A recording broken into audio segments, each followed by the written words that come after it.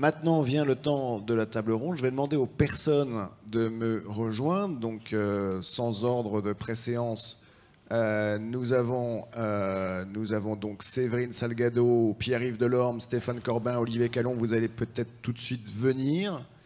Nous avons la chance d'avoir un message introductif de Marianne Monchamp. Donc vous vous asseyez, vous pouvez, voilà, très bien, parfait. Nous avons la chance d'avoir un message introductif de Madame Marianne Monchamp, ancienne ministre, ancienne présidente de la CNSA, aujourd'hui directrice générale de l'OCIRP, et qui va maintenant nous être diffusée.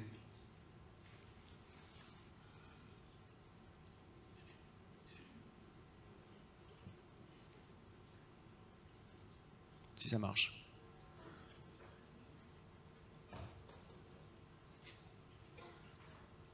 Bon. Donc ça fait rire ma voisine de gauche.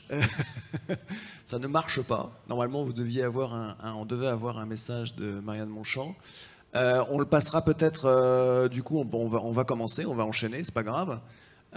Et on le passera à la fin si ça remarche. Alors, peut-être, dans un premier temps, faire une présentation rapide de nos intervenants.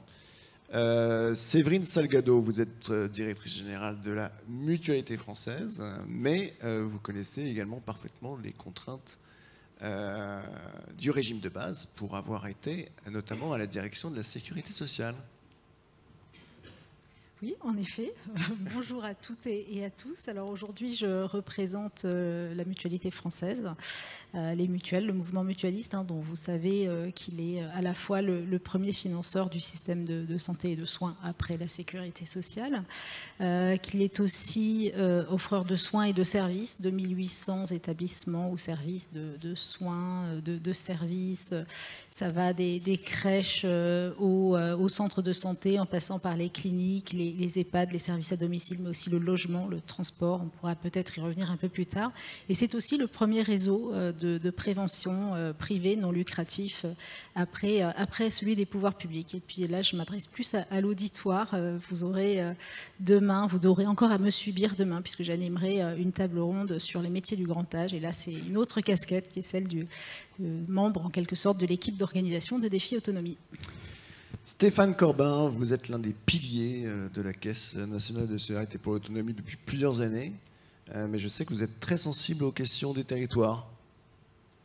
Oui, bonjour à tous. Donc, effectivement, je suis le directeur adjoint de la Caisse nationale de solidarité pour l'autonomie, donc, qui est la Caisse nationale de cette fameuse 5e branche depuis le 1er janvier 2021, mais j'ai moi-même eu d'histoire aussi dans les départements et les territoires, et tel que ça a été dit d'ailleurs dans les propos introductifs tout à l'heure, et puis par la présentation qui a été faite par les élèves directeurs de l'EN3S, on voit bien que la question de l'autonomie, des politiques d'autonomie, sont des politiques très fortement territorialisées. Et à la CNSA, c'est effectivement, on va essayer, dans une forme très originale, puisque cette 5e branche n'a pas de caisse locale, mais de très fortement territorialiser les politiques de l'autonomie. Pierre-Yves Delorme, vous êtes aujourd'hui directeur de l'autonomie du département de la Loire, mais mon petit doigt me dit que vous n'avez pas fait uniquement ça avant. Alors oui, en effet, j'ai démarré ma carrière dans l'aide à domicile pendant plusieurs années, été DRH dans le secteur hospitalier au moment des 35 heures. J'ai dirigé un centre de formation au travail social spécialisé dans l'aide à domicile. J'ai mis en place l'APA aussi dans le département de la Loire au tournant des années 2000. Passé 10 années dans la protection juridique des majeurs publics fragilisés, majeurs et mineurs. Et depuis 2019, donc, je suis directeur de la Maison Loire Autonomie au département de la Loire. Très bien. Olivier Callon. Olivier Callon, merci. On vous connaît peut-être, en tout cas moi je vous connais, pour votre combat pour les aidants. tout à fait. Vous avez pris récemment des responsabilités nouvelles qui vous tiennent particulièrement à cœur. Vous en dites un mot? Juste en avant-propos, effectivement, je tenais à remercier Frédéric Bernard. Quand j'avais constitué et créé la Fédération française du senior il y a 10 ans, en même temps justement la Silver Economy, et effectivement je représente les usagers et je suis un pur produit de la loi d'adaptation de la société au vieillissement versus usagers. Et voilà, j'ai moi-même une fille autiste en Belgique, donc le plan Belgique, tout ça, l'autonomie, on connaît bien. Et en fait, avec les conseils départementaux et de la citoyenneté et de l'autonomie qui a regroupé les fameuses CODERPA, les personnes âgées, alors je vous rassure tout de suite, c'est seulement 60 ans, hein, donc il y en a quand même certains, moi le premier. Donc, et les personnes handicapées, donc portées par les présidents des conseils départementaux. Donc je suis rentré dans celui des Yvelines et je suis dans celui des Hauts-de-Seine. Et vous parliez d'un tout récent poste, effectivement. On est la seule association, la CORERPA Île-de-France, comme vous pouvez le voir, qui réunit les 8 formations des personnes âgées des CDSA d'Île-de-France. Et j'en suis devenu, heureusement ou malheureusement, je ne sais pas, on verra, le président. Voilà. Très bien. Alors je pense que c'est effectivement important d'avoir une présentation des différents intervenants qui, comme vous l'avez vu, ont des parcours et ont des responsabilités qui sont riches, qui sont tout à fait complémentaires. Mais pour introduire le sujet, donc ça va être la deuxième annonce, pour introduire le sujet, je vous propose d'entendre une amie du défi autonomie qui est venue plusieurs fois à Saint-Étienne, une ancienne ministre, ancienne présidente de la CNSA, qui nous a fait la gentillesse de faire une petite vidéo. Et donc, c'est Madame Marianne Monchamp. Chers amis de Défi Autonomie, une 16e édition, ça n'est pas tout à fait rien. Et permettez-moi, avant cette introduction, bien de vous saluer et de saluer tout particulièrement Philippe Pillet, Alain Poulet, naturellement Pierre Mailleur, et les participants à la table ronde qui va suivre. Alors je vous avoue que quand j'ai découvert le titre de la table ronde, la 5e branche, et alors, ou plus exactement, une 5e branche, et alors, non, je n'ai pas sursauté, mais je me suis dit qu'il y avait un petit vent de défi pour Défi Autonomie. C'est la raison pour laquelle, naturellement, afin de lancer vos travaux et cette table ronde très prometteuse, où effectivement vous allez pouvoir évoquer la question de l'autonomie comme un des axes majeurs de la protection sociale contemporaine, je vais vous livrer le fond de ma pensée, le fond de ma conviction, celui de l'ancienne présidente du Conseil de la Caisse nationale de solidarité pour l'autonomie, et puis peut-être me référer à quelques éléments de mon parcours. Une 5e branche de sécurité sociale pour l'autonomie, et alors rien, et alors tout. Rien dès lors qu'on considérerait qu'il s'agit d'une pure initiative de forme, d'une pure coquille vide, comme j'ai pu l'entendre, encore que ça fait tout de même une coquille vide qui réussit à consolider un périmètre budgétaire qui a l'immense vertu de montrer l'effort de la nation pour l'autonomie. Mais plus que cela, la création de la 5e branche, c'est l'affirmation de la volonté du législateur de porter au cœur de la sécurité sociale l'enjeu de la vie autonome pour nos concitoyens qui avancent en âge ou qui sont en situation de handicap ou qui sont affectés par une pathologie qui peut les priver d'une pleine et entière autonomie. Et cela, je pense que nous pouvons convenir que ça n'est pas tout à fait rien et ça n'est pas tout à fait un détail. Quand le législateur de 2004 avait créé la Caisse nationale de solidarité pour l'autonomie, il avait, je me souviens parce que je l'ai bien connu, ce législateur-là, une intention, une intuition. C'est qu'un jour, il nous faudrait traiter de cette question de la vie autonome de nos concitoyens. Encore fallait-il, au détour d'une loi qui n'était, à dire vrai, pas faite pour ça, parce qu'il s'agissait de transférer de la dette à la CADES, eh bien, le législateur a fait ce choix extrêmement offensif et courageux d'affirmer que l'autonomie est un enjeu pour la protection sociale contemporaine. Qu'est-ce que ça change ? Déjà, c'est une prise d'acte du fait que l'avancée en âge de la société française, dans un environnement occidental de vieillissement, doit faire l'objet d'une préoccupation constante au cœur de notre système de protection sociale. La deuxième chose, c'est d'affirmer qu'un risque comme celui du vieillissement ne se gouverne pas tout à fait comme les risques classiques de la protection sociale. Alors ça a fait couler beaucoup d'encre. Pour autant, l'idée de proposer une gouvernance et de décider d'une gouvernance qui rassemble l'ensemble des parties prenantes, avec au premier rang d'entre eux les organisations syndicales, les partenaires sociaux, de manière plus générale, les représentants des territoires, l'ensemble des partenaires au fond, qui demain devront accompagner les réponses pour nos concitoyens qui avancent en âge, ça c'est un signal extraordinairement novateur. Je sais qu'il a fait couler beaucoup d'encre, mais aujourd'hui il est inscrit dans notre système de protection sociale. Et puis le troisième élément, c'est l'importance donnée à la fabrique de la réponse à nos concitoyens.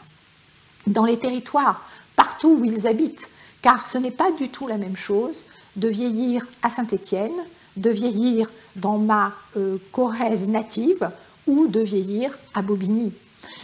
Évidemment, le vieillissement est de même nature et les conséquences de l'avancée en âge ou de la situation de handicap peuvent être les mêmes. Mais les réponses ne sont pas les mêmes. Et cette résilience, au fond, du législateur qui accepte de dire « répondons en fonction des réponses que nous pouvons proposer », là où vit la personne, comme elle vit, avec les professionnels, avec ceux qui la représentent et ceux qui représentent les professionnels qui vont l'accompagner, c'est un élément extraordinairement novateur. Alors bien sûr, nous regardons chaque année le projet de loi de financement pour la sécurité sociale. Dorénavant, nous regardons ce en quoi il va définir l'évolution de cette cinquième branche. Se posent des questions de périmètre, se posent des questions de pérennité et d'actualisation de ses ressources, se posent toujours des questions d'ambition. Mais si nous pouvons nous poser ces questions-là, c'est parce que la cinquième branche existe, et vous me permettrez, à l'orée de cette table ronde très prometteuse, de dire que si tout ce chemin n'avait pas été fait, nous ne serions pas en train d'imaginer en débattre à Saint-Étienne, et j'imagine sans doute dans les jours et les mois qui viennent, tous ensemble. Chers amis, je vous souhaite une excellente table ronde. J'en profite pour faire mes amitiés à Pierre Mailleur, qui va l'animer, et à tous ceux qui la constituent. Et je ne doute pas de l'immense intérêt des travaux et des échanges qui se feront jour à l'issue de vos interventions. Merci et bonne table ronde.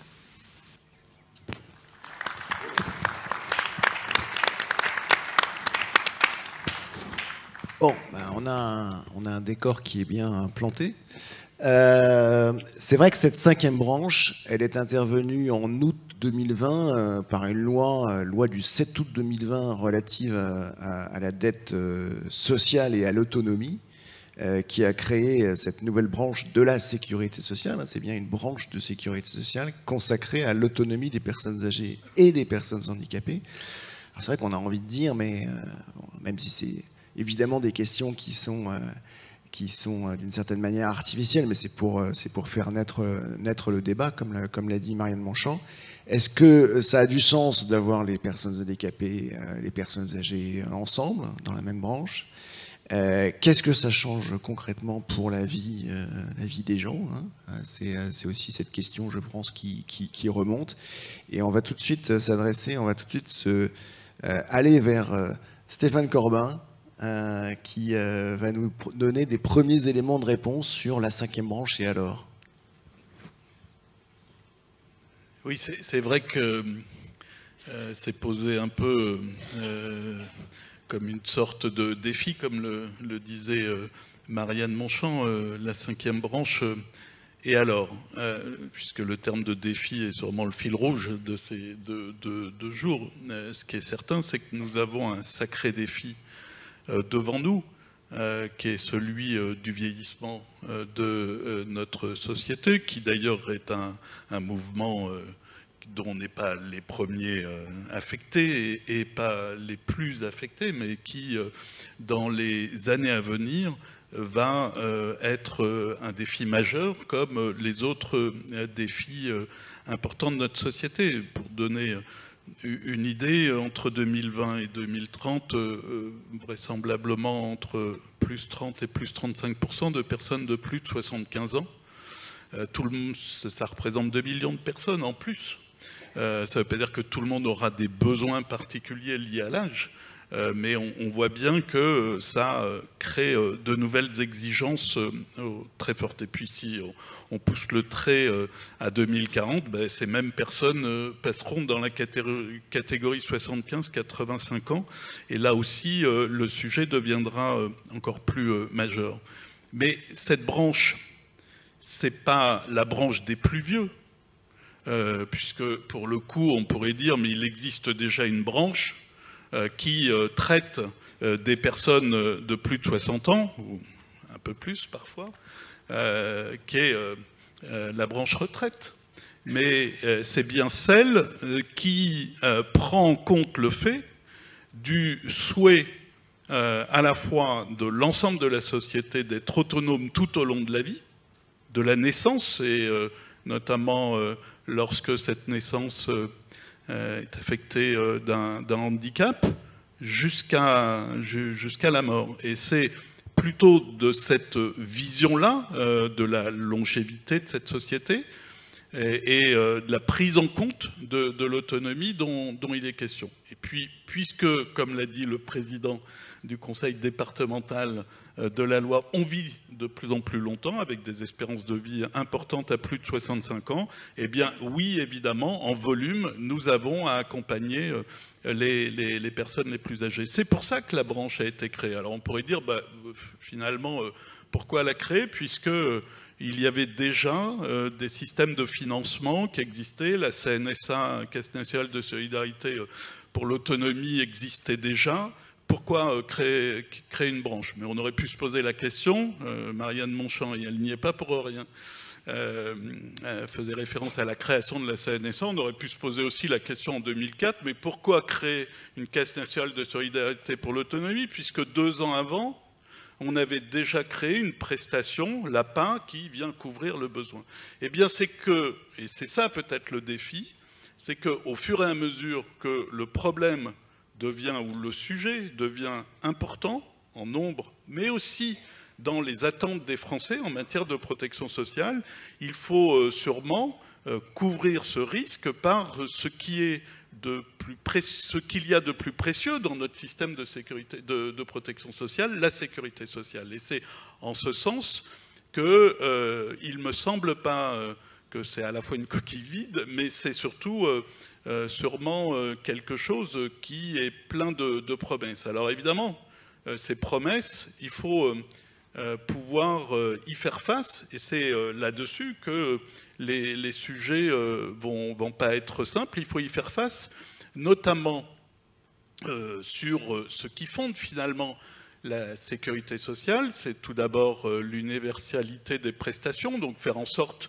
que, et face à la crise actuelle, notamment autour de la question des métiers du prendre soin, ce n'est pas une question anecdotique, mais s'assurer que les prestations, les services de l'autonomie sont garantis, quel que soit le territoire, quelles que soient les difficultés connues. C'est aussi une exigence de qualité dans un contexte où on voit bien, au-delà du nombre de personnes nouvelles que cette branche aura à couvrir, il y a une évolution assez forte de la manière dont les personnes attendent les services et les prestations. Et donc il faut aussi accompagner cette transformation-là, qu'on appelle dans notre jargon la transformation du modèle, vers, oui, une approche plus domiciliaire, c'est-à-dire des attentes beaucoup plus fortes que les prestations puissent être assurées au domicile ou dans la proximité du domicile, et peut-être moins dans des établissements ou des institutions spécialisées.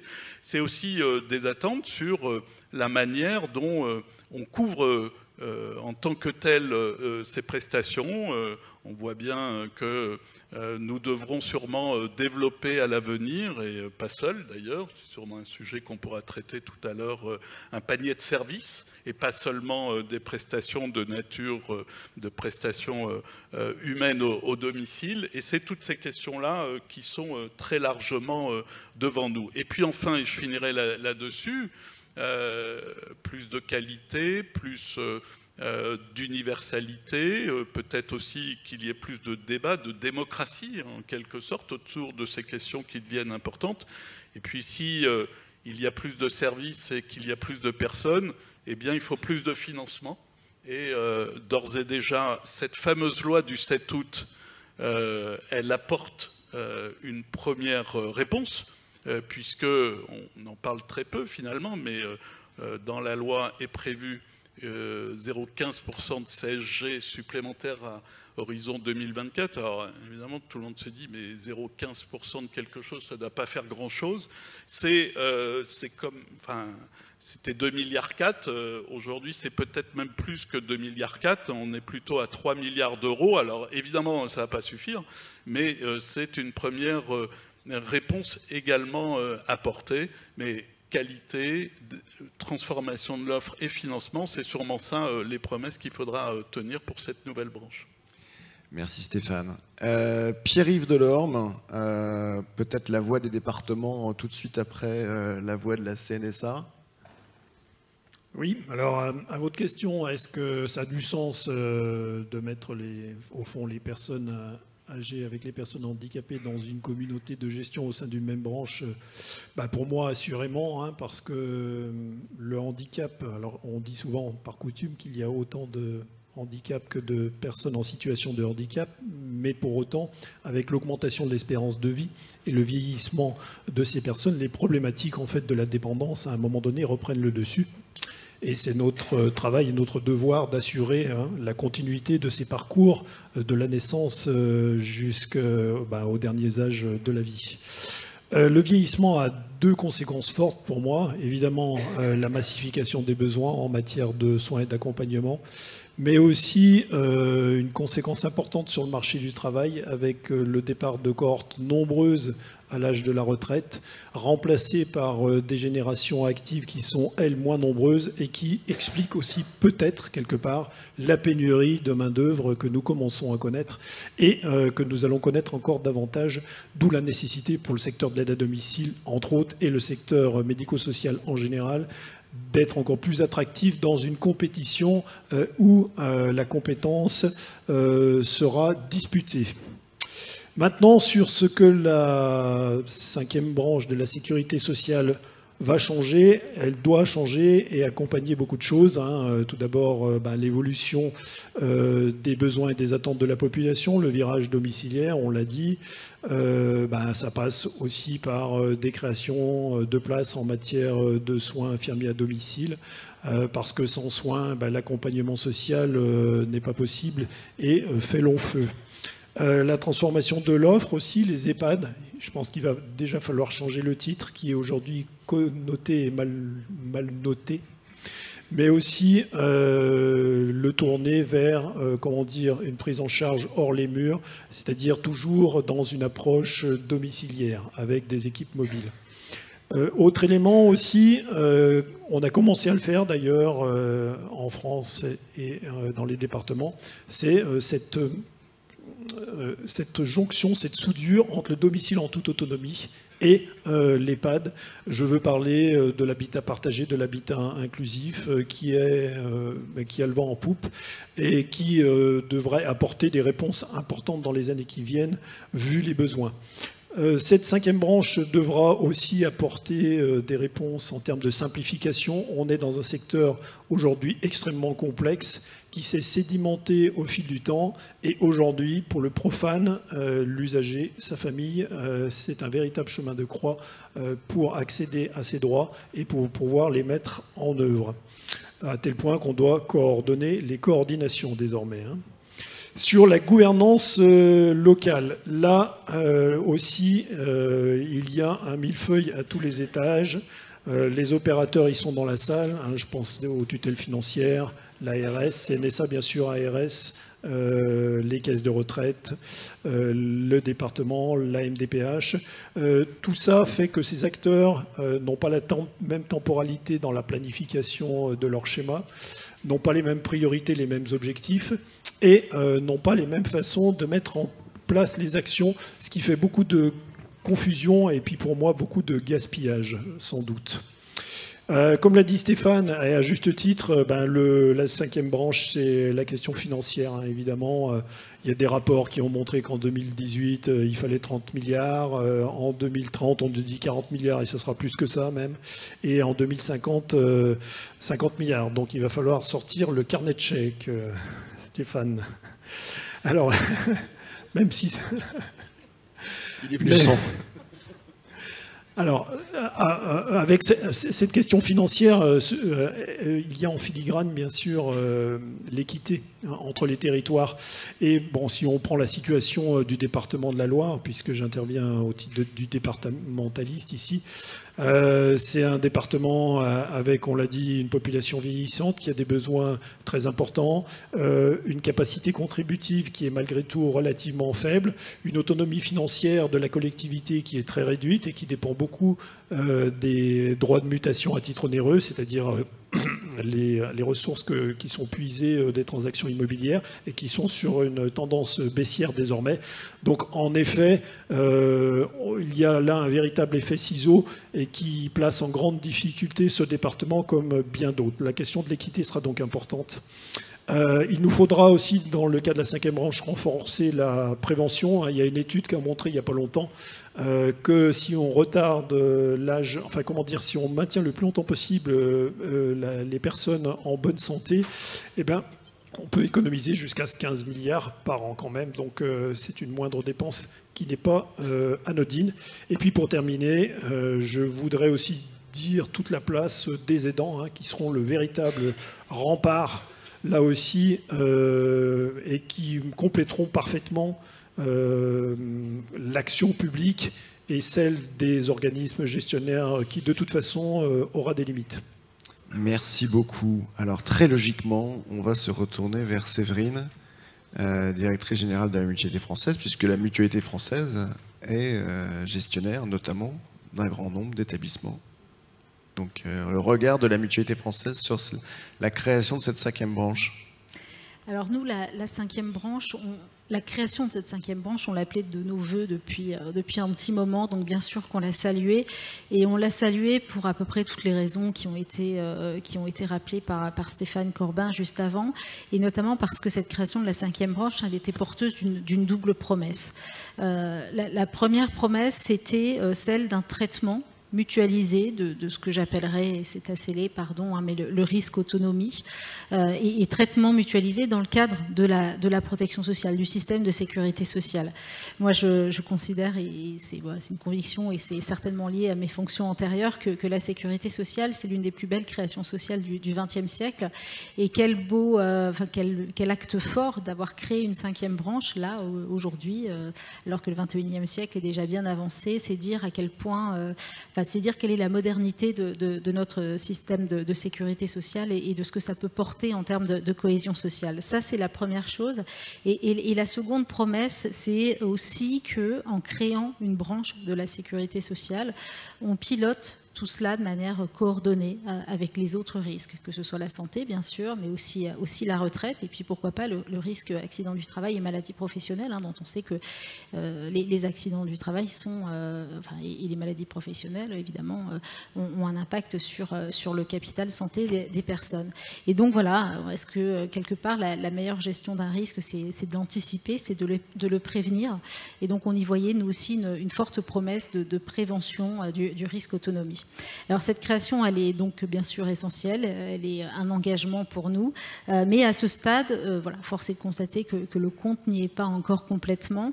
Alors Dominique Libaud est parti, j'ai compris qu'il fallait que tout le monde le cite à peu près à un moment ou à un autre, donc j'y vais. Hein, dans son rapport, Dominique Libaud nous disait qu'il nous manquait à peu près 10-12 milliards d'euros par an.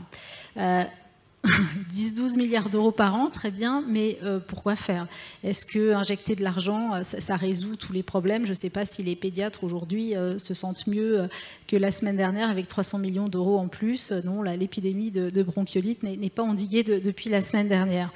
Et nous, on considère qu'il en va du risque autonomie comme de tous les autres risques. C'est valable pour la santé, c'est valable pour la retraite aussi. Il faut penser ces risques de protection sociale dans une perspective qu'on appelle nous de protection sociale durable. Il faut qu'on pense l'avenir de notre protection, de notre système de protection sociale et réfléchir à la façon dont évoluent les risques et comment est-ce qu'on va s'organiser pour pouvoir financer les besoins qui vont émerger de ces risques. Alors bien sûr, on a cette transition démographique, on en a parlé. Il y a la transition numérique aussi, qui est capable de dire aujourd'hui quel est l'impact que cela va avoir sur les sources de financement de la sécurité sociale.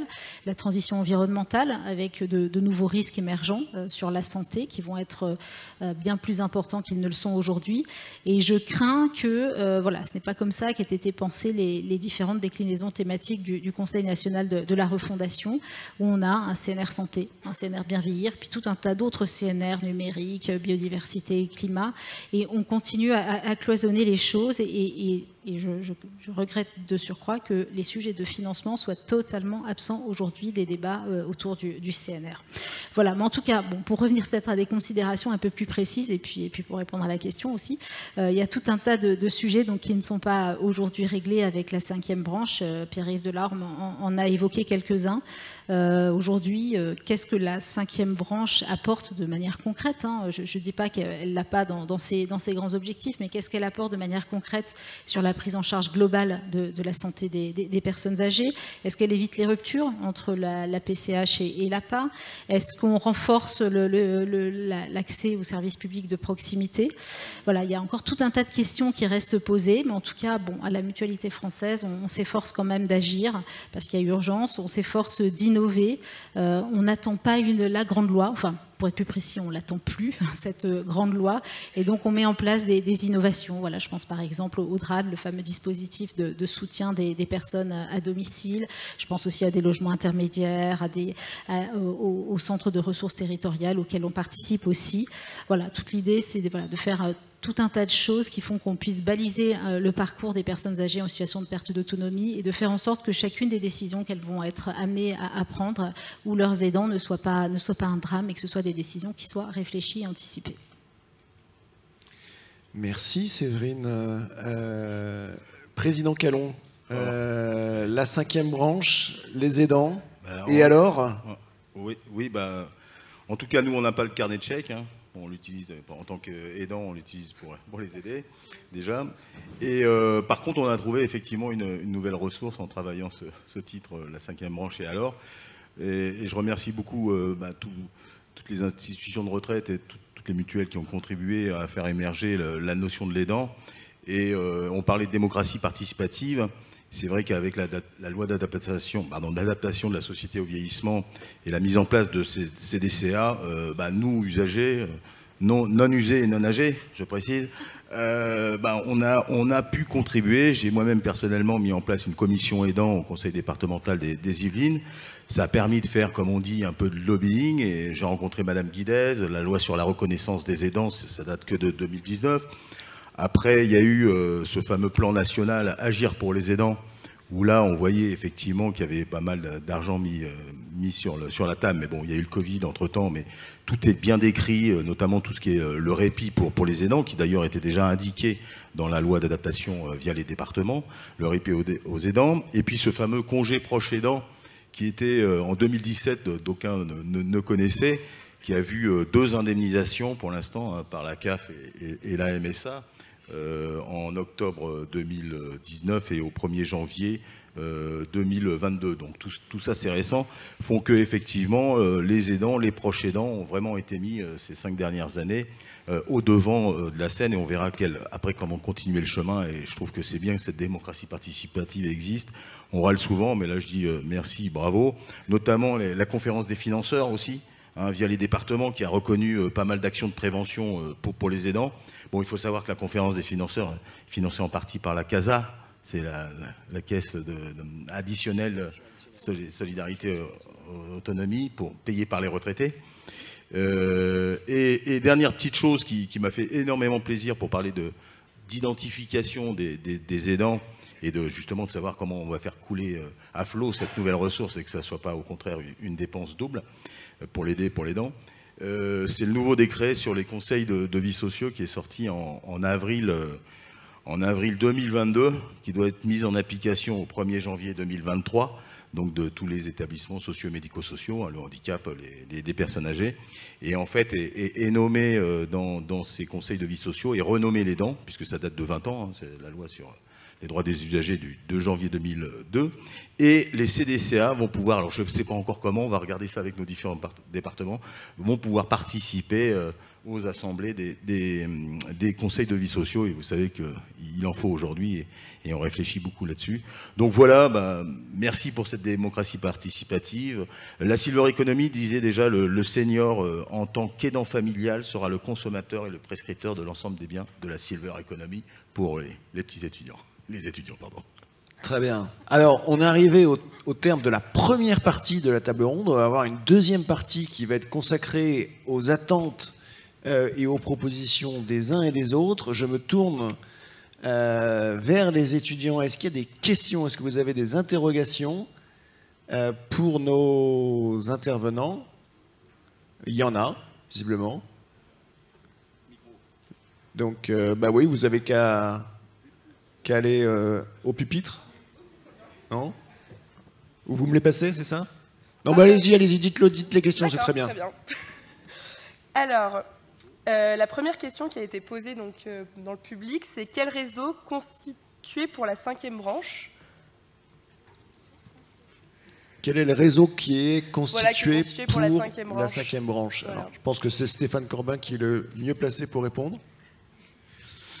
Oui, et d'ailleurs, je salue, que je n'ai pas encore rencontré, mais Alexis Prieur, un de des élèves qui va travailler avec, bonjour, qui va venir travailler à la CNSA pour justement consolider ce que nous avons constitué depuis quelques semaines, qui est un cadre de coopération de cette 5e branche. Pour le dire plus clairement, effectivement, je disais tout à l'heure que la particularité de cette branche est que lorsque la loi a été créée, a été définie, par la loi d'ailleurs, la Caisse nationale, la CNSA, mais il n'a pas été dit la suite, c'est-à-dire comment au niveau local, cette branche va se mettre en œuvre. Et le choix qui a été fait, c'est de s'appuyer sur la gouvernance existante des politiques de l'autonomie, c'est-à-dire représenter ici les départements d'un côté. Pour le faire assez simplement, les départements ont en charge l'accès aux droits et les dispositifs de soutien au domicile, la prévention avec les conférences de financeurs et le cofinancement et l'autorisation des établissements et services médico-sociaux.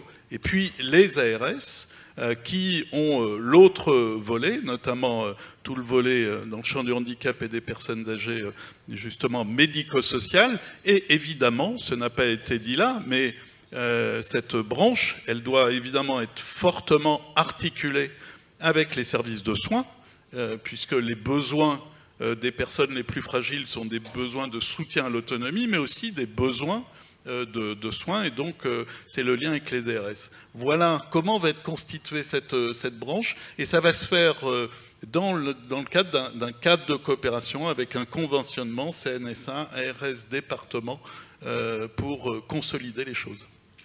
Très bien. Deuxième question. Alors, une autre question, c'est quel consensus pourra-t-on trouver pour assurer son financement pérenne pour la 5e branche?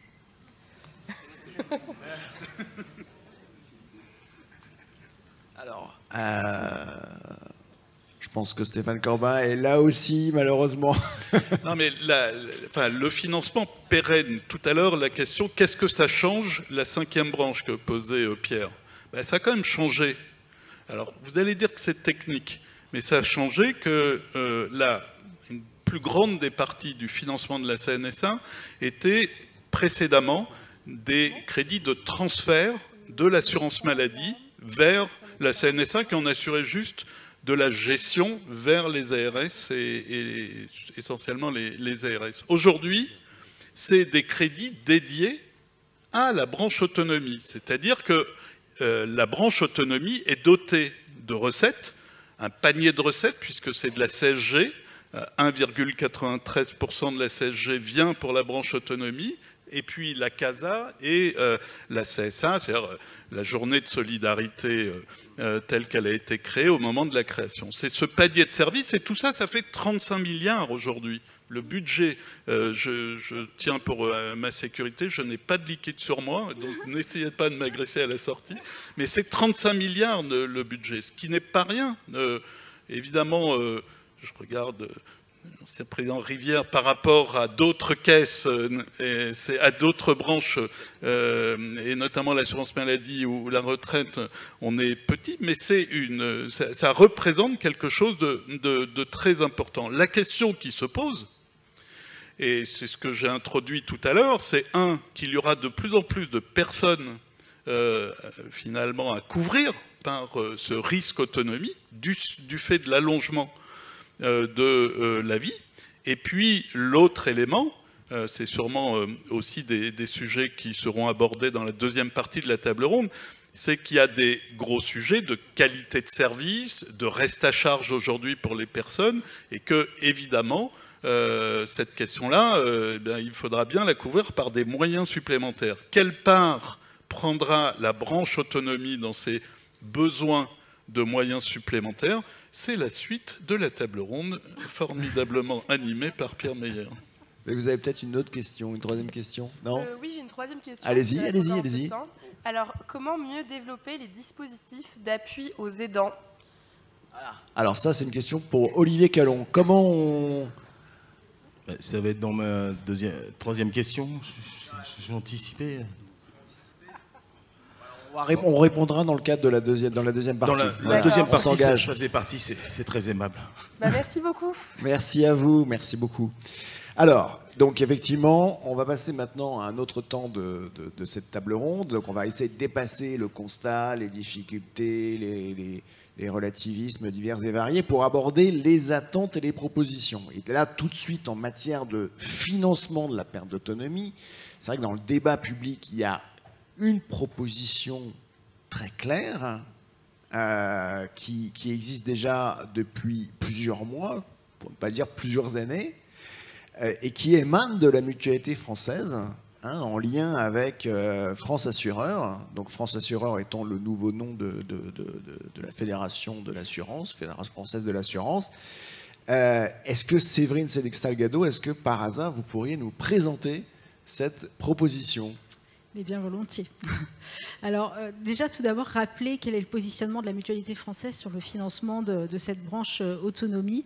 Vous savez, nous, on est des assureurs un peu paradoxaux et clairement, nous, on considère que c'est un risque social, le risque perte d'autonomie, et que ce risque social, il doit être financé prioritairement par un socle élevé de solidarité nationale. Par ailleurs, la Mutualité française, c'est un petit peu son essence, elle est soucieuse de diminuer le reste à charge des personnes, on en a parlé tout à l'heure, et notamment pour les plus modestes, et en tout cas d'assurer une réponse à chacun selon ses besoins. Alors ça, vous allez me dire, ça ressemble à de la sécurité sociale, en tout cas c'est la deuxième partie de l'espèce de devise de la sécurité sociale, mais on est aussi lucide. On sait très bien qu'il n'y a plus trop d'argent dans les caisses, d'une part, et puis d'autre part, on est un peu échaudé, puisque sur les 3 derniers quinquennats, on nous avait promis des financements pérennes de la 5e branche, et puis voilà, malgré les promesses, rien n'a été réglé. Et comme il y a urgence à faire, c'est là que nous avons eu cette idée avec France Assureur, d'offrir une couverture, de proposer, de construire une couverture complémentaire qui a été construite en gardant à l'esprit plusieurs conditions. Alors la première condition, c'est de se dire qu'il faut que si on crée une couverture assurantielle solidaire du risque de perte d'autonomie, il faut que le niveau de cotisation soit acceptable, il soit soutenable. Et donc pour ça, il faut qu'il y ait la mutualisation la plus large possible. Et le meilleur moyen qu'on a trouvé, c'est de dire qu'il faudrait adosser cette couverture assurantielle sur les complémentaires santé. Vous savez que 96% de la population dispose d'une complémentaire santé, d'une mutuelle. Et y compris évidemment les personnes qui sont bénéficiaires de la complémentaire santé solidaire. Donc on couvre l'écrasante majorité de la population française. Deuxièmement, il faut que ça réduise significativement le reste à charge. On est voilà, on a 1800, 2000 euros de reste à charge lorsqu'on est en établissement d'hébergement de personnes âgées dépendantes et qu'on a un GIR élevé. Pour le domicile, c'est plus compliqué. Donc on s'est dit, il faut essayer d'imaginer quelque chose qui soit, qui apporte quelque chose de sensible. On s'est dit une rente de 300 à 500 euros par mois. Alors c'est à la fois peu et c'est pas beaucoup, 300 à 500 euros par mois. C'est pas beaucoup parce que le reste à charge est élevé et c'est loin de combler le reste à charge. Et en même temps, ça vient, si on le soustrait de la pension moyenne des Français, si on soustrait cette rente du reste à charge, on est en dessous de la pension moyenne des Français. Donc en fait, ça veut dire que en moyenne, les Français sont en capacité de pouvoir financer leur reste à charge avec leur pension de retraite. Et puis, il faut que ça porte des effets immédiatement. Et là, on n'a rien inventé de mieux que la répartition, le système par répartition. Donc, on cotise et de suite, on collecte suffisamment de fonds pour pouvoir de suite verser la rente qui a été construite. Et puis aussi, il faut que le versement de cette rente, il soit fondé sur des critères qui soient incontestables, qui soient objectivables. Et là aussi, on n'a rien trouvé de mieux que ce qui existe déjà, c'est-à-dire la grille Agir qui est utilisée pour le versement de l'allocation personnalisée à l'autonomie. Alors aujourd'hui, où on en est, il reste pas mal de choses, de paramètres à régler. Je ne vais pas vous embêter, vous enquiquiner avec tous les dispositifs de gouvernance qu'on a imaginés, mais on est allé assez loin. Et tous les paramètres qui nous restent à débattre aujourd'hui, c'est la question de l'âge, par exemple, à partir duquel cette couverture deviendrait généralisée. Ça reste à débattre. C'est simple, plus on cotise tôt et plus le niveau de cotisation sera faible parce que la surface de mutualisation élargie, puis plus on cotise tard et plus le niveau de cotisation sera élevé. Le rôle des pouvoirs publics aussi, il faut qu'on s'organise avec eux pour atteindre les publics les plus fragiles. Et puis la question de la continuité des droits, elle doit être creusée, mais rien d'insurmontable à tout ça. Et c'est de tout cela que va découler le niveau de cotisation. Alors en regardant un petit peu tous ces paramètres, en les faisant jouer de nos simulations, on est quelque part entre 6 à 17 euros de cotisation supplémentaire par mois. Alors, je sais que certains de nos concitoyens comptent au premier euro leurs dépenses, donc c'est des dépenses qui sont pas négligeables, mais quelque part c'est peu ou prou le niveau de taxes qu'ils payent chaque année en acquittant une complémentaire santé. Mais là, je vais pas lancer le débat de la taxe. On pourrait en parler, mais c'est peut-être pas le lieu. Voilà. D'accord. Merci Séverine. Stéphane Corbin, comment voyez-vous les évolutions de la 5e branche? Alors on va essayer de se fixer un rendez-vous qui ne soit pas trop proche, mais qui ne soit pas non plus trop éloigné. On va 2030, c'est bien, c'est dans 8 ans. Comment vous voyez grosso modo la 5e branche en 2030? Non, vous avez raison d'insister sur cette date. J'indiquais que c'est le basculement 2030 sur l'arrivée assez massive des plus de 85 ans.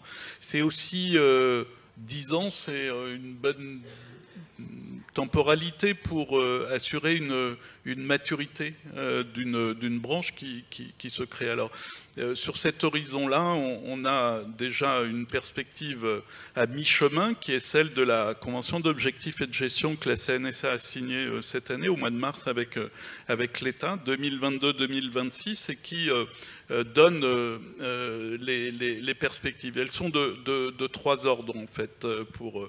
Le premier, c'est qu'il faut, si on veut tenir la promesse de la branche, il faut qu'il y ait une évolution qualitative de ce que peut représenter un service public de l'autonomie, c'est-à-dire de garantir des droits, des prestations en tout lieu du territoire national, avec des systèmes à la fois de démocratie participative, avec des systèmes de recours bien perçus, et puis surtout, et ça rejoint le débat que vient de soulever Séverine, sur quelle égalité de traitement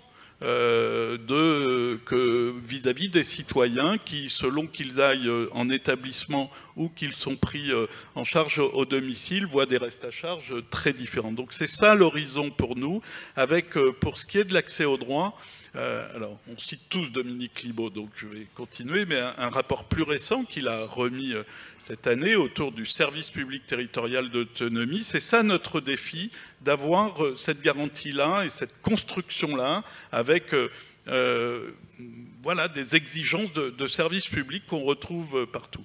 Et puis l'autre élément, mais qui rejoint beaucoup d'ailleurs le premier, c'est que pour pouvoir imaginer des prestations de demain, pour pouvoir d'ailleurs faire des simulations dans son financement, il faut avoir des données beaucoup plus fortes, beaucoup plus solides, et donc on a des gros enjeux de système d'information.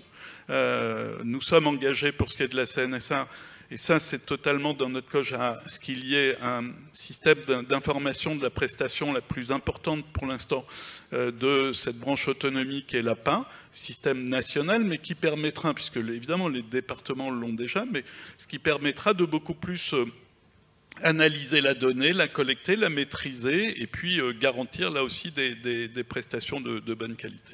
Le deuxième enjeu, c'est celui de l'évolution du modèle, mais Pierre-Yves l'a abordé tout à l'heure et les départements avec les ARS le mettent en œuvre, mais on a un vrai défi aussi sur la question des services à domicile. Vous savez que le gouvernement a fait le choix d'une grande réforme, à la fois dans son financement, mais aussi dans la structure juridique de ces services de demain pour qu'il n'y ait plus d'un côté des services de soins et puis de l'autre des services d'accompagnement. Et pour cela, il faudra évidemment, avec les services concernés, accompagner cette transformation et c'est relativement lourd. Et puis le troisième, mais on l'a déjà abordé, c'est celui du financement, bien évidemment, avec un vrai enjeu d'une efficience de la dépense, parce que si nous sommes amenés à demander aux citoyens de contribuer, il faut que là aussi, et c'est de la responsabilité d'une caisse nationale, on puisse leur dire ce que l'on fait de cet argent-là et quelle est la bonne utilisation des crédits, que ce soit dans les crédits que l'on met dans les EHPAD. Aujourd'hui, on a vu qu'avec le scandale d'un grand groupe privé, les questions n'étaient pas si simples que ça. Donc c'est une politique aussi de contrôle des services, de la qualité du service. Et puis, et c'est là qu'on se rejoint sûrement, c'est que on voit bien qu'il est nécessaire pour nos concitoyens de mieux garantir l'avenir. C'est aussi le sens de la création d'une branche. Et que vous ne pouvez pas, lorsque vous arrivez à l'âge de la retraite, vous dire peut-être que vous serez épargné, mais peut-être que ça vous coûtera un certain coût d'être en perte d'autonomie. Et surtout, puisqu'on disait, et je pense que c'est ça qu'il faut avoir en tête, c'est que cette branche se crée dans une période où il va y avoir plus de personnes à accompagner, des besoins nouveaux parce que les profils évoluent fortement, ce ne seront plus les mêmes personnes avec les mêmes besoins, et aussi peut-être tenir compte du fait que le patrimoine des personnes âgées ou même leurs ressources ne seront plus les mêmes dans 10 ou 15 ans que ce qu'ils sont aujourd'hui.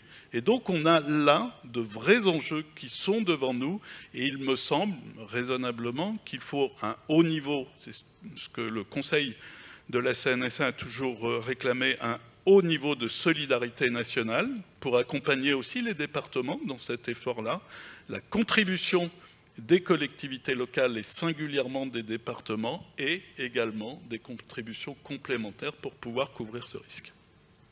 Très bien.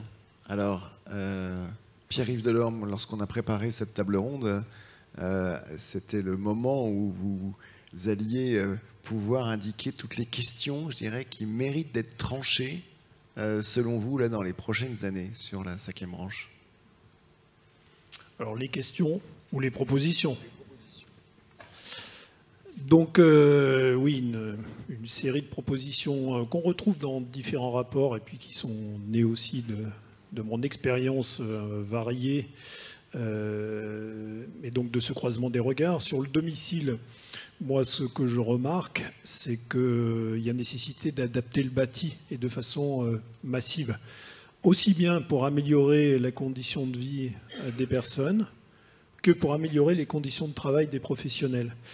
Et là, par exemple, notre CDCA, il y a certains membres qui sont présents dans la salle, je les salue, Conseil départemental de la citoyenneté et de l'autonomie, et on fait une étude récemment, et on validait le fait que c'était la croix et la bannière pour une personne que d'accéder à des financements croisés, divers, pour faire un aménagement de logement. Donc je pense, et la proposition serait celle-ci, celle du CDCA aussi, c'est que la conférence des financeurs soit un lieu où on puisse en fait concentrer toute la problématique logement et mettre tous les protagonistes autour de la table. Le deuxième élément, pour moi, ce serait de faire en sorte que les usagers, les particuliers qui ont recours à des services ne soient plus employeurs. Parce que c'est quand même un fonctionnement à l'envers et en dépit du bon sens. Quand on est fragilisé, on se retrouve employeur de quelqu'un qui vous apporte un service quasiment vital. Alors c'est vrai pour l'emploi direct, c'est vrai pour l'accueil familial. Je trouve que là, il y a quand même quelque chose à faire et qui est dysfonctionnel. Je ne vais pas revenir sur la simplification des démarches administratives, accès aux droits, etc. Parce que ça fait 30 ans que je travaille, et 30 ans que je me dis qu'il faut simplifier, et 30 ans que ça se complexifie. Donc je crois que j'abandonne maintenant cette idée, je laisse cette utopie à d'autres. Pour les établissements, à l'évidence, alors, sur la tarification ternaire, le soin, la dépendance et l'hébergement, donc l'hébergement payé le plus souvent par les usagers, le soin par l'ARS, la dépendance par le département, il faut vraiment fusionner les deux sections tarifaires, mais bon, ça paraît être une évidence et ça fait plutôt consensus. Je pense qu'aussi, j'irais même jusqu'à dire que sur les EHPAD, il faut une seule autorité d'autorisation, de tarification et de contrôle, pour faire simple. Bon, sur les établissements, maîtriser le reste à charge, ça c'est une évidence. Aujourd'hui, il y a une quantité de personnes qui ne peuvent plus payer. Elles n'ont pas pour autant recours à l'aide sociale, à l'hébergement, qui est une prérogative proposée par les départements. C'est-à-dire quand on n'a pas les ressources pour payer la maison de retraite, eh bien, on vient voir le département. Le département finance en fait le tarif, le prix de journée. Et en échange de quoi, eh ben, la personne se voit prélever une partie de ses ressources et il lui reste un reste à vivre. Ça, c'est quelque chose qui est assez populaire, qui est ancien, qu'il faut réformer maintenant. Par exemple, ne pas mobiliser les petits-enfants au titre des obligés alimentaires. Enfin, il y a vraiment des choses à voir, et en particulier avec le principe d'assurance complémentaire, ce sera quelque chose à revisiter. Sur l'habitat intermédiaire, bon, moi je pense qu'il faut absolument soutenir le développement de cet habitat partagé, de l'habitat inclusif. Il faut laisser aussi se développer les initiatives privées. Mais par contre, il faut les encadrer à travers un label qualité qui permette à l'usager de savoir, comme le disait Stéphane tout à l'heure, d'avoir des garanties en fait sur la qualité de service qui est apportée. Mais il faut laisser l'initiative privée vivre et pas forcément rechercher un encadrement par une autorité quelconque en la matière. Sur la gouvernance territoriale, donc moi je pense aussi que l'échelle départementale, je parle de l'échelle départementale au sens territorial, c'est une bonne échelle. Il faut travailler au niveau infradépartemental, notamment avec les bassins de vie gérontologiques autour des hôpitaux. Dans le département de la Loire, on a 5 filières gérontologiques qui fonctionnent plutôt pas mal. C'est une bonne échelle pour faire de la coordination de terrain, pour que les partenaires du soin et du médico-social puissent travailler ensemble, parce que ça n'est pas une évidence. Après, sur le service public de l'autonomie, le fait de mettre dans le même panier ARS, CD, MDPH, caisse de retraite, nécessite forcément l'adhésion et la bonne volonté de tous les acteurs, même si le cadre de coopération va quand même amener un certain nombre d'éléments contraignants et des choses il faudra rendre compte. Mais malgré tout, ça s'appuie beaucoup sur la coopération des uns et des autres, ce qui n'est pas toujours une évidence, et ceci de façon historique historique dans les départements. Alors dans la Loire, on n'a pas trop à se plaindre, on collabore bien entre nous, donc ça ne devrait pas être une difficulté. C'est vrai que moi, je militais à mon petit niveau plus pour une clarification des compétences quand même, hein, plutôt que forcément se mettre autour de la table, discuter et trouver des points d'accointance. Sur le financement, donc, on est OK sur le principe de socle de solidarité nationale, sur une assurance dépendance obligatoire, complémentaire. Ça aussi, ça paraît intéressant. Sur un système contributif facultatif aussi, pourquoi pas, des produits d'assurance, mais sécurisés pour les personnes qui le souhaiteraient, et surtout qui le pourraient. Et aussi la mobilisation des patrimoines privés. Ça, je ne sais pas si c'est une idée de Dominique Libaud, je le cite pour faire comme tout le monde, en fait. C'est-à-dire par exemple les prêts viagers hypothécaires, c'est-à-dire la possibilité pour ceux qui le peuvent, hein, de concéder leur patrimoine en contrepartie d'une rente qui leur permet de payer la dépendance.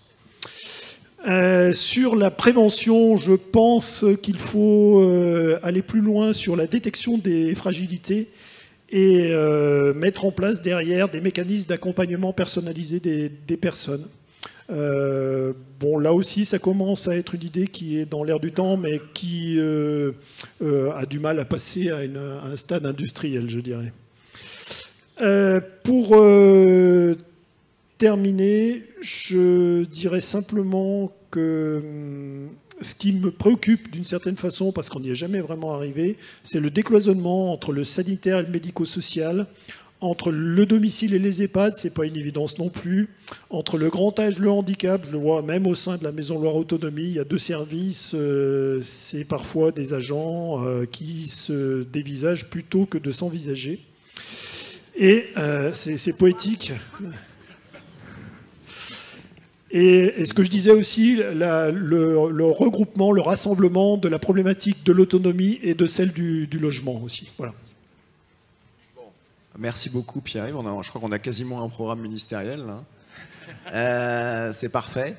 Je me tourne vers Olivier Callon qui va avoir la lourde tâche de clore en tout cas le petit tour des intervenants, mais je pense qu'il va nous parler des aidants. En tout cas, il faut qu'il réponde à la question qui a été posée. Oui, de toute façon, effectivement, mais c'est bien que les étudiants posent cette question, ça correspond parfaitement au débat et je vais y répondre tout de suite. Justement, avoir une nouvelle ressource, trouver enfin de l'argent, ça on peut offrir à M. Corbin, pas lui directement, mais à la CNSA. En fait, on est 11 millions d'aidants, vous le savez, tous ces chiffres, hein, c'est vous, c'est nous, c'est moi. Et on a vu avec Serge Guérin, que vous connaissez tous, journaliste sur l'âge, ça pèserait 10 milliards d'euros par an. Donc c'est bien. Ça fait une belle somme. Mais par contre, effectivement, comme le soulignaient les étudiants, faut continuer le chemin qui a été mis en place et le structurer. Dans les solutions, il y a ce fameux accord d'entreprise qui avait été indiqué pour les congés proches aidants. Et je crois savoir ici un très bel accord qui a été signé par l'UCANS et la CAPSA sur les 150 000 agents de la sécurité sociale. Donc on n'est jamais bien servi que par soi-même. En tout cas, bravo pour cet accord, parce que c'est un très très bel accord et il n'y en a pas encore beaucoup. Il faut pousser à ces accords qui puissent alléger et que le congé soit rémunéré à hauteur de son salaire. Et d'ailleurs, il y a un déséquilibre, mais là on ne va pas rentrer à nouveau femmes-hommes dans les rémunérations, parce que forcément c'est plus la femme, pardonnez-moi, qui s'y colle souvent, plus la charge est lourde. Mais passons. Dans le deuxième, toute forme de répit est importante, parce que s'il prend un congé, il prend un répit. Et là, je salue l'initiative prise par le Musberg, en fait, qui est une reconversion du côté de Colmar de l'UGCAM, où effectivement les projets d'études sont financés par des organismes paritaires de protection actuellement. Et je crois que c'est important d'avoir un centre de ressources, même européen, parce que c'est l'Alsace, là-bas, c'est l'Europe. Bon, le CDCA, c'est le CDCA européen d'Alsace. Donc voilà. Et vous avez de nouveaux métiers. On parlait de métiers. On en a oublié un qui a passé un peu sous la trappe avec le relayage, qui est expérimental, parce que quand la personne veut se reposer 7 jours, 7 nuits, il y a une expérimentation qui a été faite, qui est un peu décalée à cause du Covid, mais ça, faut regarder. Et tout récemment, il y a 15 jours, la fameuse valorisation de l'acquis des expériences, des aidants, où on va peut-être retrouver, bon, on ne va pas les obliger à retravailler, on le faisait déjà assez difficilement pour nous-mêmes, mais peut-être que ça peut être une solution de continuer en fait ces aides, puisqu'ils ont acquis des soft skills, comme on dit, des expériences. Voilà. Avant toute chose, et pour finir, si je peux me permettre, faut arrêter. Bon, il y a plein de dispositifs, ça va, c'est bon, les aidants, on les connaît, on sait comment, qui, quoi, qu'est-ce, c'est le repérage. Excusez-moi, c'est pas très beau comme terme, le repérage des aidants. Et c'est bien beau de mettre en place des accords d'entreprise, mais si personne ne prend le congé proche aidant, ce qui n'a pas été encore une grande réussite, mais il faut rabâcher, il faut se faire connaître. Donc je crois que c'est important que les aidants soient repérés avant épuisement. Puisque là, si on dit que c'est une ressource, effectivement, ils contribuent à la solidarité nationale, mais s'ils s'épuisent, finalement, ils seront malades et les aidés seront moins bien accompagnés. Donc, comment, au sein des entreprises, faire de la formation sur les managers, pour ceux qui mettent en place des accords d'entreprise, ou j'en parlais avec les départements récemment, tout ce qui est service à la personne, qui est une sorte de repérage immédiat. Et alors là, c'est pour M. Corbin, peut-être les intégrer dans les futurs services publics territoriaux d'autonomie. C'est ça, j'ai bien retenu la leçon. Donc pour finir, et ça on a travaillé à plusieurs, cette petite phrase un peu poétique, être aidant, c'est d'avoir du cœur et donc de donner de la sève à cette 5e branche et voir ainsi l'autonomie grandir. Merci mesdames, merci messieurs.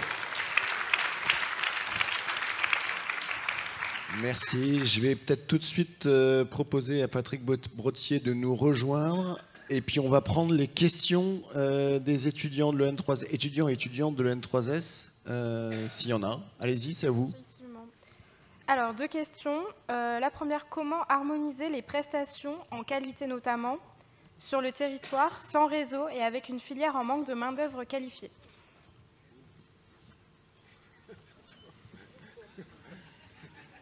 On parlait de défis.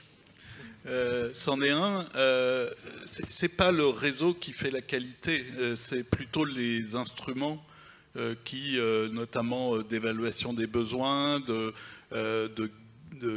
à l'heure, Pierre-Yves parlait aussi des indicateurs que l'on se donne collectivement pour faire réseau. C'est-à-dire que, d'abord, je prétends qu'on a finalement un réseau. C'est pas parce qu'il n'est pas de la même maison que ça ne forme pas un réseau. Mais évidemment, ça oblige beaucoup plus à piloter par des indicateurs, par des instruments de qualité. Nous avons, pour construire notre cadre de coopération, nous avons fait le choix d'aller voir ce qui se passait dans d'autres pays européens. Et la Suède, l'Allemagne et puis la Grande-Bretagne. Et notamment l'exemple suédois est intéressant là-dessus.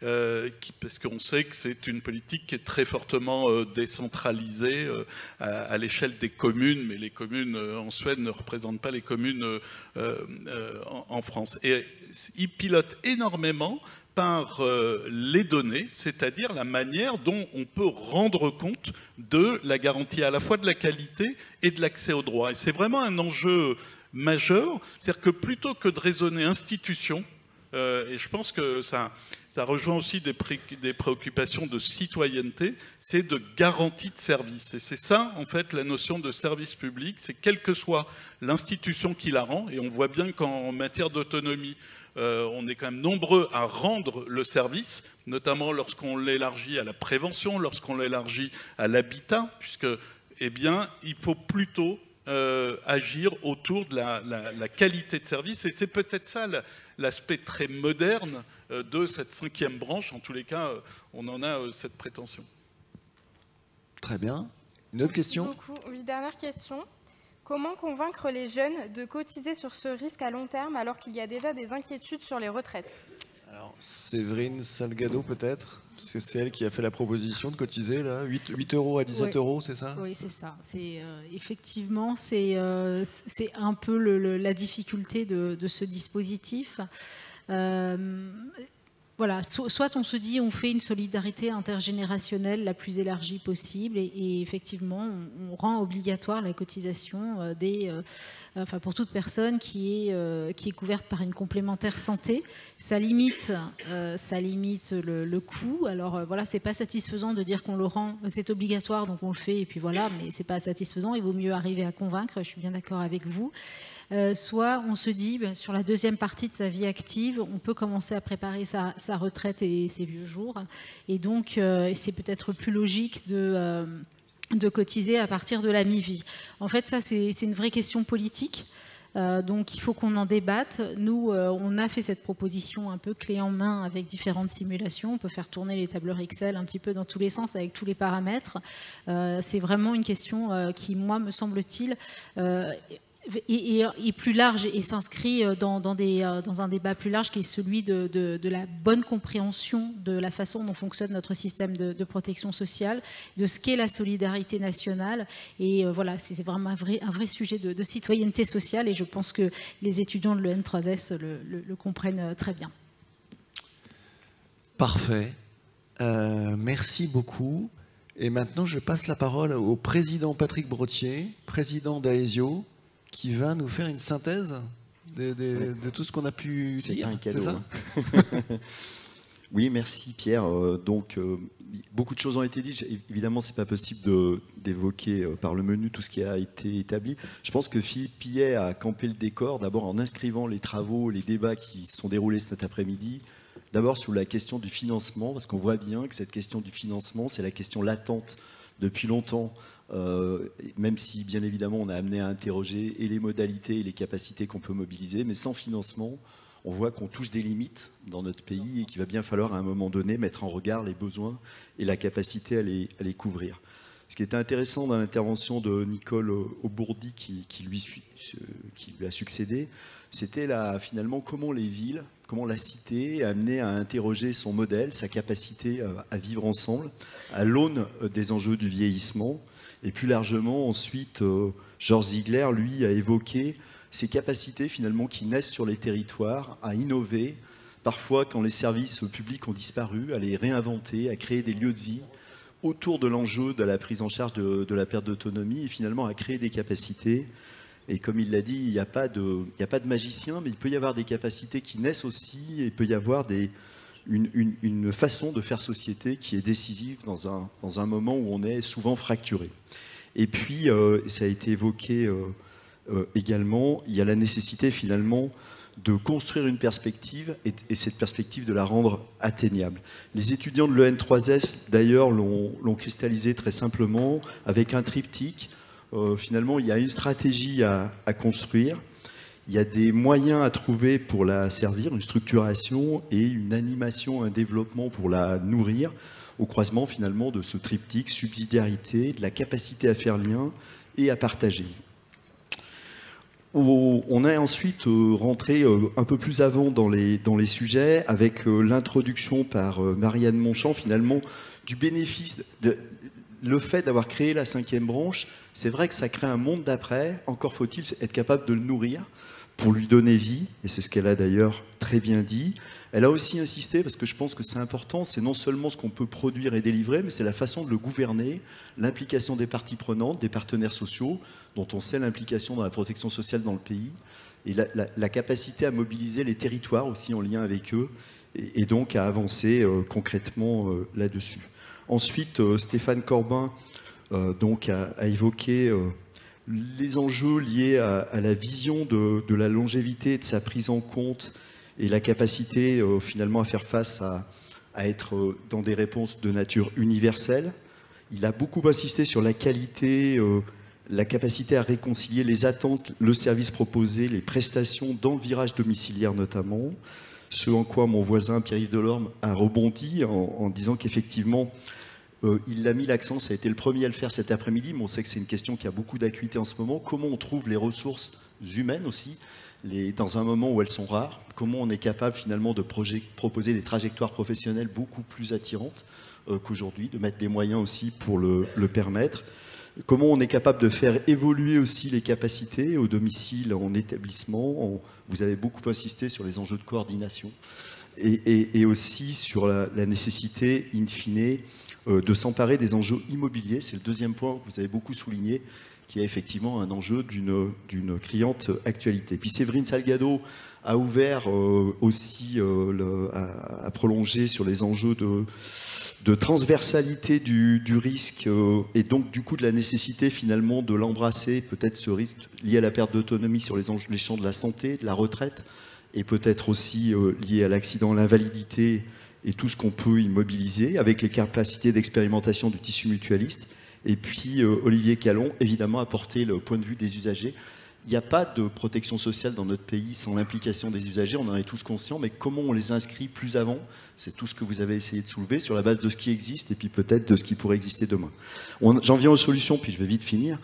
Dans les perspectives, effectivement, le premier enjeu, qui est l'enjeu qui a été inscrit d'emblée par Philippe Pillet comme étant une priorité, c'est l'enjeu du financement. Il a été bien rappelé, je pense que tout le monde est d'accord dans cette salle là-dessus, qu'on souhaite un socle de solidarité nationale. S'il peut être exhaustif et couvrir l'ensemble des besoins de financement, tant mieux. Et la mutualité française, pour bien la connaître, elle a y compris souscrit à cette perspective si elle est possible. Ce qui serait dramatique, par contre, c'est qu'on reste encore pendant un quinquennat et peut-être davantage sans des réponses à la hauteur de l'enjeu. Et c'est pour ça qu'on a réfléchi à des solutions de type assurantiel, en précisant donc effectivement il faut que ce soit une assurance obligatoire. Il a été finalement interrogé, est-ce qu'on peut accepter, quelle solidarité intergénérationnelle peut la sous-tendre, à partir de quel âge on peut la mobiliser. L'intérêt de cette solution, c'est surtout qu'elle permettrait de couvrir toutes les nouvelles personnes en situation de perte d'autonomie en GIR 1 et 2, dans un système équivalent à un système par répartition, avec, on le précise aussi, une implication de l'État qui peut être aussi le réassureur du système pour en atténuer le coût pour l'ensemble de nos concitoyens. Ça peut être une modalité aussi qui peut être envisagée. Et donc, il faudra qu'on voit, sachant qu'actuellement, le poids des taxes sur les complémentaires santé, c'est à peu près 18%. C'est aussi le coût qu'aurait cette garantie. Tout ça, je fais passer un message, je dis ça, je dis rien. Mais il y a peut-être des solutions à trouver qui, y compris, atténueraient la contribution des retraités pour financer leur santé. C'est un autre enjeu qui est étroitement corrélé. Et puis ensuite, Stéphane Corbin a évoqué les nécessités finalement sur la base des conventions d'objectifs et de gestion de s'inscrire dans des perspectives jusqu'à horizon 2026 par rapport à ce qui a été créé effectivement avec cette cinquième branche, avec des évolutions qualitatives, ça a été votre maître mot dans tous les propos que vous avez tenus. La qualité est finalement le substrat d'un système possible. La démocratie participative qui doit aussi la fonder, le fait de disposer de données dans un pays où parfois on est réticent, où on est bien placé pour le savoir nous aussi, on a parfois pour entreprendre, alors qu'on entreprend dans l'intérêt général, des difficultés à pouvoir disposer de données, même si on a le consentement des familles. C'est quand même une aberration française qu'il faudrait savoir corriger, je le dis ça aussi au passage. Et puis les certitudes de capacité qu'il faudrait savoir cristalliser face à ce risque de perte d'autonomie. Puis Pierre-Yves Delorme a abondé en disant que finalement dans les solutions financières, pourquoi pas aussi une assurance, en tout cas non pas comme une solution qui couvrirait l'ensemble du besoin, mais qui viendrait compléter les capacités publiques à financer cet enjeu. Vous avez beaucoup insisté sur la clarification des compétences et le désilotage, le décloisonnement entre le sanitaire, le médico-social, entre les formes de prise en charge aussi. Et on voit bien que c'est un enjeu colossal dans un pays comme le nôtre, qui est assez siloté. Et donc, de cette capacité finalement à y faire face, on aura aussi un système peut-être un peu plus efficient, un peu plus atteignable. Et puis, pour finir, on est revenu sur les perspectives d'inscription des aidants et des usagers de manière plus effective dans le système, avec l'inscription du répit. Il a été évoqué aussi le congé proche aidant avec Lucans, qui a été emblématique. Il faut dire qu'il y a des experts à Lucans, donc c'est peut-être plus facile de construire des solutions quand on connaît bien les enjeux. Mais en tout cas, c'est vrai que c'est une capacité intéressante, avec aussi des capacités de repérage et peut-être d'intégration des usagers et des aidants de manière plus effective pour en faire la sève nourricière du système, pour reprendre vos propos. Donc pour finir, on est finalement à un moment où on voit qu'on a une volonté, on voit qu'il y a peut-être un chemin, on n'identifie pas encore tout à fait les moyens. Il y a, je pense, un monde rêvé inaccessible et un monde subi qui est lacunaire, et peut-être qu'entre les deux, il faut concevoir un monde atteignable et soutenable. C'est un bel enjeu avec une vision inclusive, et on a peut-être une opportunité exceptionnelle finalement dans notre pays.